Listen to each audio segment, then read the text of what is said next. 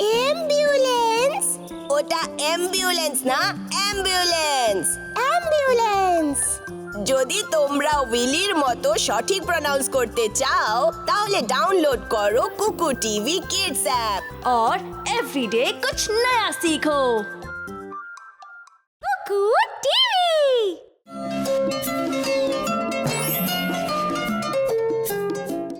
নায়রা, তুমি এখনো পর্যন্ত কেন ঘুমোচ্ছ? দুপুর হয়ে গেছে যে, তোমাকে জেগে ওঠা উচিত। ও নীল, আজ তো রবিবার, আমাকে ঘুমোতে দাও। আমার শরীর খুব ক্লান্ত, আরাম করতে চাই। হ্যাঁ, আমি মানছি নায়রা, শরীর আরাম চাই, কিন্তু আমাদের শরীর ফিট থাকার জন্য ব্যায়ামও করা উচিত। আমি ব্যায়াম করতে চাই না। ব্যায়াম করা কত বোরিং কাজ। বিছানায় শুয়ে থাকা ব্যায়াম থেকে অনেক আরামদায়ক। তুমি কি জানো, যদি তুমি ব্যায়াম না করো তাহলে তুমি খুব উইক আর অসুস্থ হয়ে যাবে, আর তুমি বারবার অসুস্থও হবে, আর তুমি ক্লান্তও ফিল করবে। এরকম নাকি? যদি আমি অসুস্থ হই তাহলে ডাক্তারের থেকে ওষুধ খেয়ে নেব। কিন্তু তুমি অসুস্থতাকে কেন ডাকছো আর কেন অসুস্থ হবে? যদি তুমি রোজ ব্যায়াম করো তাহলে তোমার শরীর ফিট থাকবে, আর ওষুধ ছাড়াও যে কোনো অসুখের থেকে তুমি বেরিয়ে আসতে পারবে। ও, কিন্তু একই রকমের ব্যায়াম করা কতটা বোরিং। একদমই মজাদার নয় এটা তো। ভালো হতো যদি ব্যায়াম করার আলাদা আর আরামদায়ক উপায় হতো। নায়রা, ব্যায়াম করার অনেক আলাদা আলাদা উপায় আছে।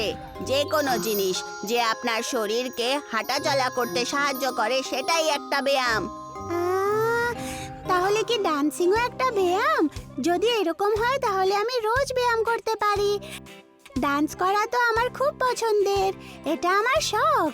হ্যাঁ, ডান্সিং ব্যায়ামেরই একটা রূপ হতে পারে।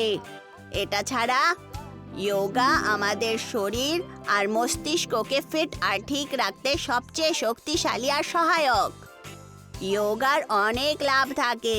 এতে শুধু আমাদের শরীরই ভালো থাকে না, বরং আমাদের একাগ্রতা এবং স্মরণ শক্তিও বাড়ে। তুমি কি যোগার এরকম কিছু লাভ জানো? হ্যাঁ, আমার মনে আছে দাদু বলতেন যে যোগা সেই জিনিসের মধ্যে একটা যেটা সবাইকে ফিট আর শান্ত রাখে। উনি আমাকে এটাও বলেছেন যে যোগা ওনার দৈনিক জীবনের একটা অংশ। উনি প্রতিদিন যোগার অভ্যাস করেন। দেখলে তুমি ব্যায়াম করা কতটা জরুরি। চলো এখন আমরা ব্যায়াম করব। হ্যাঁ, আমি কথা দিচ্ছি আমি রোজ ব্যায়াম করব, আর দাদুর কাছ থেকে যোগাও শিখব। চলো যাওয়া যাক আর নাচি। চলো যাওয়া যাক।